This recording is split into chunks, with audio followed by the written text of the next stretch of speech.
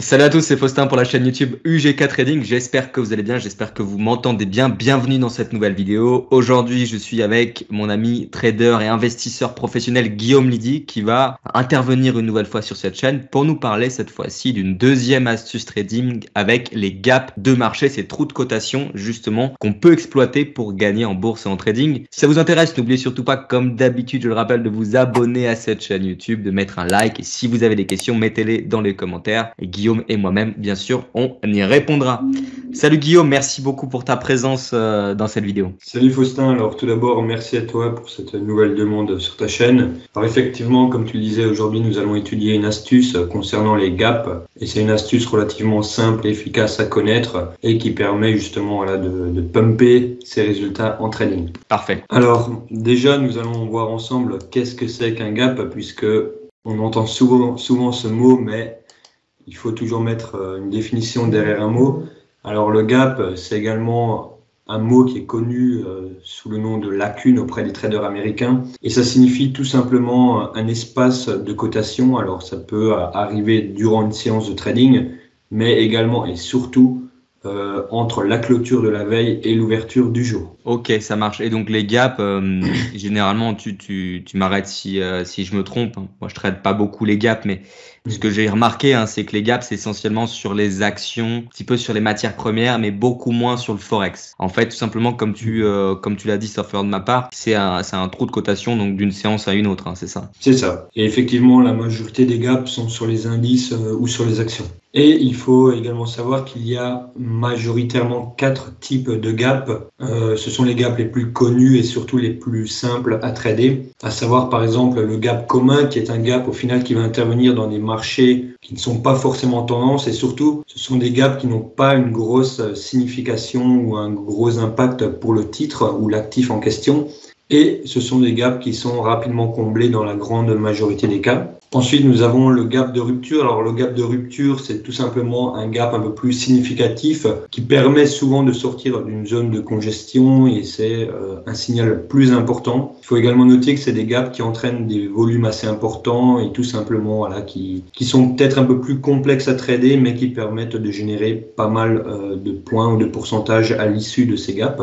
Ensuite, nous avons le gap de continuation. Alors, le gap de continuation, il est très présent, je trouve, personnellement, sur le marché américain, sur les stocks américains, puisque tout simplement, il se produit dans une tendance déjà en cours. Et voilà, lorsque une tendance est relativement forte et qu'il y a un gap de continuation, on sait tout simplement dans quel sens intervenir facilement. Et voilà, c'est un gap facile à trader, on va dire. Tout à fait. Il y a différents types de gaps, des gaps qui sont assez complexes d'ailleurs à comprendre, à savoir sur quel type de gap on est, c'est pas forcément évident. C'est vrai que les gaps de continuation sur les indices ou sur des marchés vraiment haussiers, ça renforce encore plus la tendance ou la puissance acheteuse généralement, surtout sur les indices. Donc c'est des gaps qui peuvent être intéressants justement pour des stratégies plutôt à l'achat sur les indices. Tout à fait.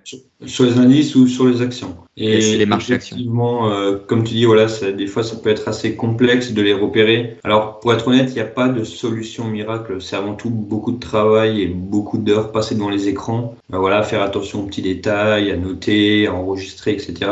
Voilà, du coup c'est vraiment du visuel, beaucoup plus de visuel que de technique pure et dure. Ça, il faut le savoir, mais en tout cas, ça reste très intéressant.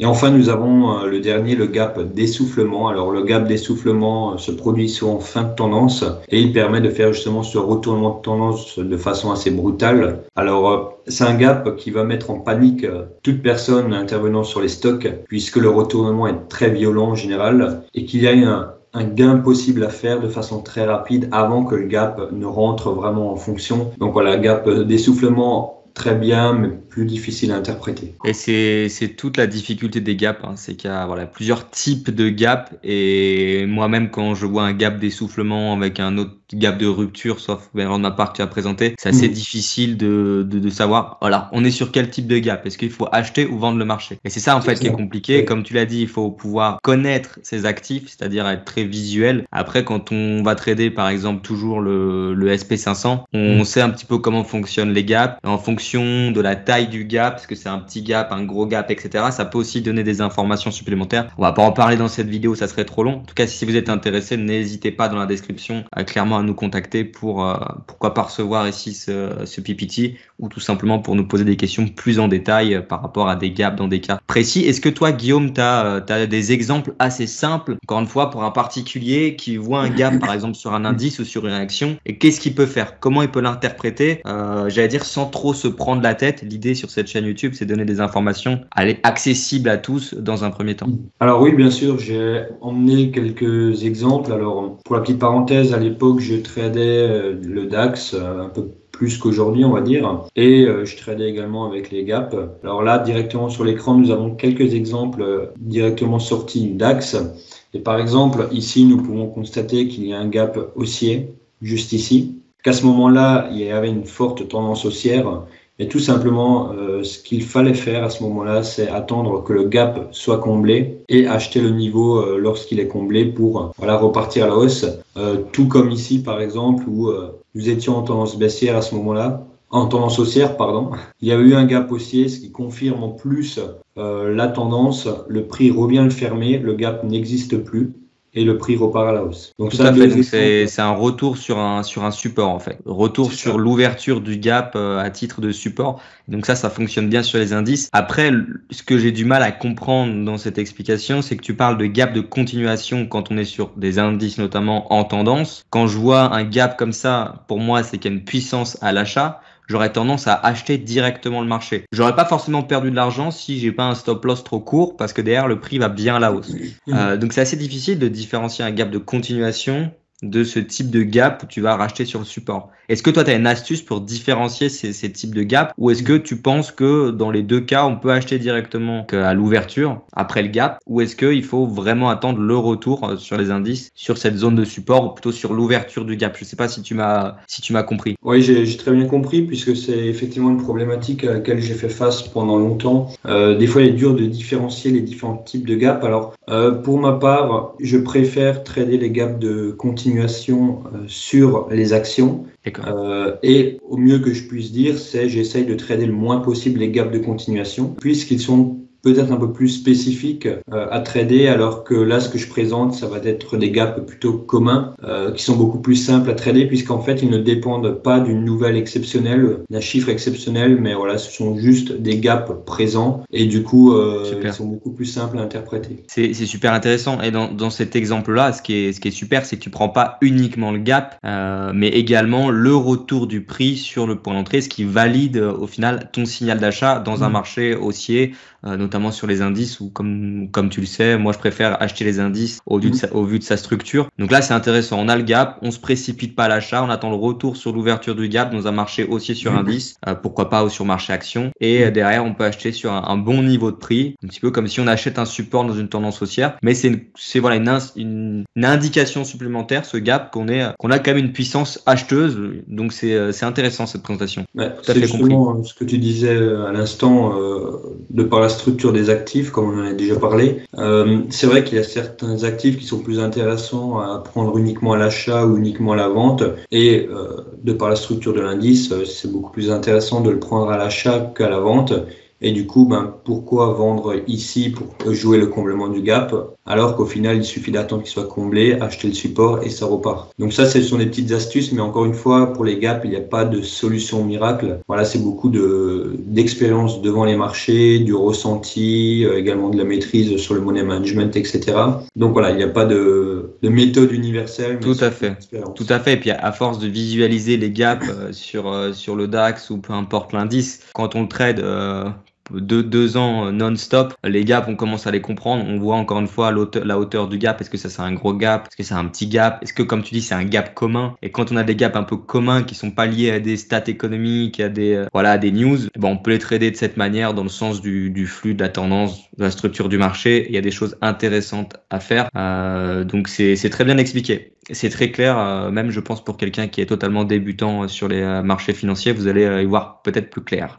Est-ce que tu as un exemple concret concret à nous montrer sur une plateforme de trading? Ouais, bien sûr. Alors, juste encore avant un autre exemple, alors pas forcément celui-ci qui est identique, mais celui-ci, ça c'est l'autre setup que j'aime bien. D'ailleurs, je n'en ai parlé dans une vidéo. Là, ça va être de jouer directement le comblement du gap, dans le sens où le gap va être baissier et quelque part va être contre la tendance de fond de l'actif. Et du coup, tout simplement, l'idée va être d'acheter le marché à l'ouverture pour combler ce gap et avec cette possibilité qu'il y ait une ouverture baissière sur un support majeur. Ah oui, donc là c'est bon, là c'est excellent. Et encore une fois, c'est pas qu'un gap, comme quoi le trading ça doit être très complet. On a le niveau de support ou la zone, c'est jamais chirurgical en réalité, c'est une zone ici de support. Là où le prix a ouvert après un gap dans une tendance haussière. Hein. Je récapitule pour que ça soit bien clair. Et là on peut tenter le comblement du gap. C'est vrai que les gaps sont souvent comblés. Et même sur ton exemple précédemment, je sais pas si c'était sur le DAX, on a parlé tout de suite. Il y avait eu un comblement de gap, même si derrière après c'était retourné dans le sens de la tendance. Donc il y a aussi souvent des comblements de gap. Donc qui plus est dans le sens de la tendance, ça peut être intéressant. Et ici dans le premier exemple que tu nous as présenté, tu travailles pas le comblement du gap car t'es pas dans la tendance du marché, dans la structure du marché. Donc tu vas acheter justement après le comblement sur l'ouverture. Exactement. Donc c'est très clair. Parfait. Il faut savoir que ce type de façon de faire et d'intervenir, il y a quelques traders professionnels qui les utilisent au quotidien depuis plus de 20 ans déjà et qui ont des résultats totalement exceptionnels qui génèrent des millions et des millions par an en utilisant cette façon de faire qui est relativement simple et qui demande au final juste d'expérience plus que de réelles c'est ça. On va dire compétences techniques. Il faut après, comme tu disais, il faut aussi connaître le produit sur lequel on est. Et une fois qu'on a vu plusieurs dizaines, voire centaines de gaps, quand on est un trader avec plusieurs années derrière soi, on les comprend et on peut les trader correctement. Après, ce que je tiens quand même à dire, c'est que là, on pense pas qu'au gap, on pense aussi à la structure du marché sur lequel on intervient. Est-ce qu'on est sur un marché en tendance? Est-ce que c'est une forte tendance? Après, ça dépend si on est un trader directionnel ou un trader de tendance. Mais quand on est un trader de tendance, on regarde pas simplement le gap, on regarde aussi clairement où peut aller le marché, on regarde aussi les niveaux de support, on le voit plusieurs fois dans tes exemples, donc c'est pas que le gap, mais c'est vrai que le gap c'est encore une fois presque un filtre supplémentaire, une indication supplémentaire pour trouver des bonnes opportunités. C'est exactement ça. Quelque part, c'est 90% de compréhension de marché, de compréhension financière, de gestion financière, d'interprétation financière. Et ensuite, il y a les 10% qui vont être vraiment dédiés au gap, où là, on trace des supports, des résistances, on intervient dessus, mais par rapport à la compréhension globale financière que l'on a. Ok, parfait. Eh ben écoute, du coup, tu peux nous montrer ton exemple rapidement, comme ça sera un cas concret sur une plateforme de trading. Alors directement, l'action PepsiCo, une action que j'aime particulièrement. Alors ici, on peut constater qu'il y a un gap haussier quand même relativement conséquent dans le sens où il y a une bougie importante ici, une belle bougie ici, les deux vont dans le même sens et l'écart qu'il y a est quand même relativement important. Nous sommes sur un graphique daily et au final, on se rend compte que quelques temps après, ce gap va être comblé. Donc juste ici, le gap est comblé et le prix va repartir directement à la hausse. Donc il était possible d'acheter le marché juste ici, sachant que de par la structure de PepsiCo, c'est un actif qui est très en tendance depuis de nombreuses années. Comment dire Comme tu disais, c'est une entreprise too big to fail. C'est une énorme entreprise qui va rester sur le marché pendant des dizaines et des dizaines d'années. Donc c'est plutôt une entreprise à mon avis qui a de l'avenir dans le secteur de la consommation. C'est ça. Donc vendre à découvert ce type d'entreprise, c'est pas forcément ce qu'il y a de plus intelligent. Donc tu vas pas travailler le comblement du gap, tu vas attendre le comblement du gap potentiellement pour acheter sur l'ouverture du gap, sur un bon niveau de prix, encore une fois, dans le sens du marché. Excellent exemple. Et pour terminer, un deuxième exemple sur Tesla, alors une action qui plaît énormément aux gens. Ici, nous avons donc l'inverse de ce que nous avons pu voir, c'est que il y a un gap baissier et nous sommes sur quelque part quand même un actif qui est également très en tendance. Surtout les derniers mois, il a été, comme tu le sais, très explosif. Et donc ici, nous avons un gap baissier dans un mouvement haussier. Donc tout simplement l'idée c'est d'acheter soit directement à l'ouverture juste ici, ou alors d'attendre que il y a une confirmation voilà, un peu plus haussière. Mais bon, moi personnellement j'achète directement à l'ouverture et tout simplement chercher le comblement du gap qui se situe ici et prendre un take profit ici. On le voit dans tous les cas, les comblements de gap c'est quand même assez régulier. Donc si on est sur un marché avec du potentiel, qu'on prend en compte aussi le fondamental, c'est important sur les marchés actions. Moi Tesla j'ai acheté sur un gros niveau de support daily qu'on a eu. C'est bien parti à la hausse, dans tous les cas j'aurais pas vendu. Donc c'est vrai qu'un gap encore une fois comme ça peut nous dire bon on est sur un meilleur niveau de prix. Ça permet de rentrer un petit peu avec plus de précision. Et ce qu'on voit ici sur ton exemple qui est intéressant, c'est qu'on a un doji. Donc ça peut être aussi une indication supplémentaire. Doji, c'est assez régulièrement des figures de retournement ou plutôt d'incertitude.